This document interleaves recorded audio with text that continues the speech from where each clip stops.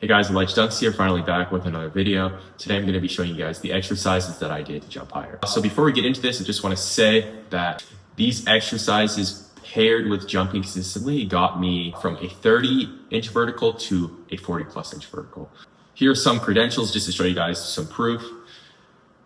And let's get into this.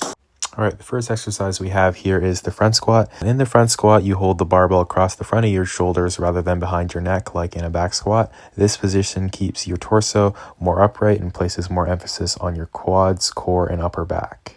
The front squat is a great exercise to do because stronger quads equals more force off the ground, and the front squat requires a more upright torso, just like a vertical jump.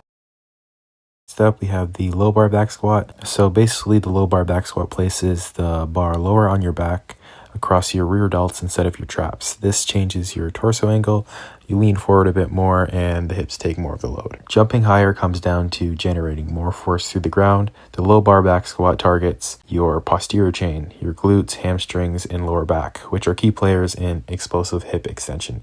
So pretty much if you get stronger in this movement, you're almost guaranteed to jump higher. Now we have the high bar squat. In the high bar squat, the bar sits higher up on your traps, not down on your rear delts like in the low bar squat. This position keeps your torso more upright and shifts the load slightly more to your quads. So pretty much the high bar squat is a mix of the front squat and low bar squat. It gives you the capability to load heavier than you would on the front squat while still keeping emphasis on the quads. So like I said before, if you get stronger on this movement, your vertical jump is pretty much guaranteed to increase. All right, now we are moving away from the squat movements and now into the pull movements. So here we have the power clean. The power clean is probably the best exercise you can do to jump higher. It is a lift where you explode the bar from the floor and catch it on your shoulders in one smooth, powerful movement. It trains your entire posterior chain, glutes, hamstrings, calves, back, and traps. The power clean makes you jump higher because it trains the exact qualities that make a great jump. Explosive triple extension of the hips, knees, and ankles, fast force production, teaching your body to generate power quickly. Obviously, it builds strength in the same muscles you use to jump. Now we have my favorite exercise, the deadlift. There are two ways you can deadlift. The one I'm going over now is the conventional deadlift, which is most specific for jumping. The conventional deadlift targets the posterior chain more directly, so glutes, hamstrings, and spinal erectors. This builds raw power in the same muscles used to launch off the ground.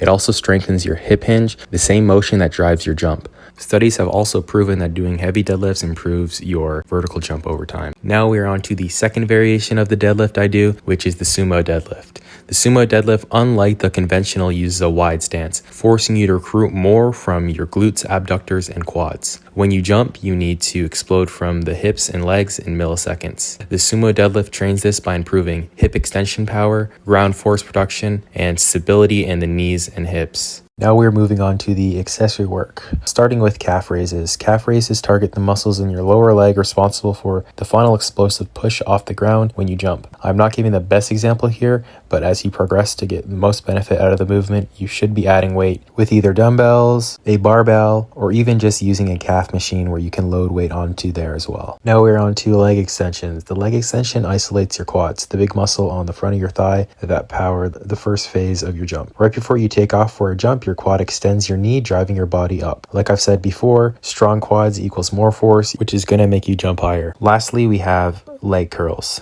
The leg curl trains your hamstring, the muscle at the back of your legs. They're key for jump power, landing control, and injury prevention. Before you explode upwards, your hamstrings help pull your hips into position and stabilize your knees. Think of them as launchpad stabilizers. Stronger hamstrings equals better force absorption on landing and control during takeoff. That means more power and fewer injuries. All right, that wraps up today's video. This video has been highly requested, so I really hope this helps you guys out. But my final point is that the best exercise that you can really do is exercising your mind. So pretty much what I mean by that is that, if you're not dedicated or consistent to these exercises, then you're not going to jump higher at all. You could have the worst program ever and be very consistent and dedicated, and you'll jump higher than someone who has the best program, who really does not dedicate themselves to it and is not consistent. 6 million cash in my stash, I was waiting for the day to come. I'm on my tour bus right now.